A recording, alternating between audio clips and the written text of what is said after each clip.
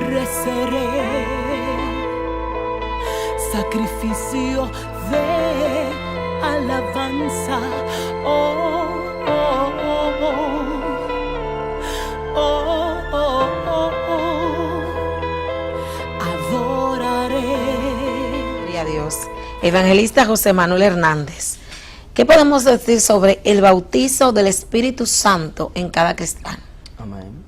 Antes de, es un placer estar aquí. Amén. Contigo.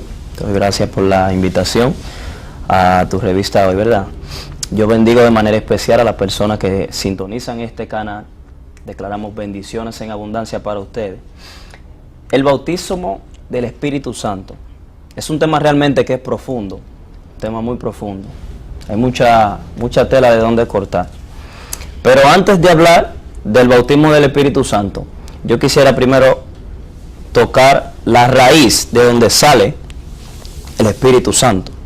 Sabe que Dios es un Dios tripartito, Padre, Hijo y Espíritu Santo. Y yo estudiando este tema pude ver o pude entender que Dios se dividió en tres tiempos. Está el tiempo Padre, el tiempo Hijo y el tiempo Espíritu Santo. Quizá usted esté ahí y se esté preguntando, pero ¿cómo así?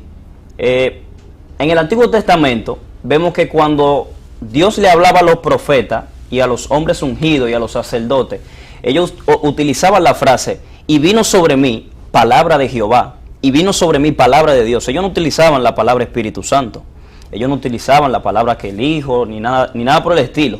Pero luego vemos que en el Nuevo Testamento entra Jesús y su ministerio, porque lo que sucedía en el Antiguo Testamento era que el pecado que había en ese momento llevaba a Dios, a que el hombre sufriera. ¿Cómo así? El pecado del hombre hacía que Dios destruyera naciones, como Sodoma y Gomorra. El pecado del hombre hacía que Dios inundara para limpiar. Entonces, los planes de Dios son tan grandes para con el hombre, que Él decide enviar a Jesús. Cuando envía a Jesús, entramos en el tiempo del Hijo, donde comienza Jesús a manifestar su ministerio, a hacer milagros, a caminar, en base a lo que estaba predestinado para ese tiempo. Amén. Luego, cuando Jesús muere, resucita el tercer día, le entrega a los discípulos lo que es el Espíritu Santo, que es donde entra realmente el tiempo del Espíritu Santo. Hay personas que dicen que la primera manifestación del Espíritu Santo fue en el libro de Hechos, capítulo 2, el día de Pentecostés. Estaban todos juntos, unánimes, y de repente...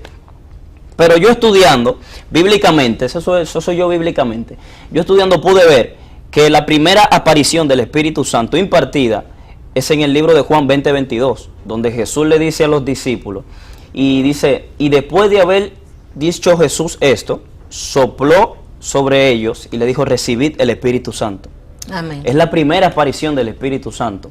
Y cuando yo estoy analizando este tema, digo, este es un tema realmente que es profundo y que mucha gente se ha confundido y ha transvergizado lo que es el Espíritu Santo, porque han puesto el Espíritu Santo como un objeto y no como una persona, no como una parte de la Trinidad de Dios.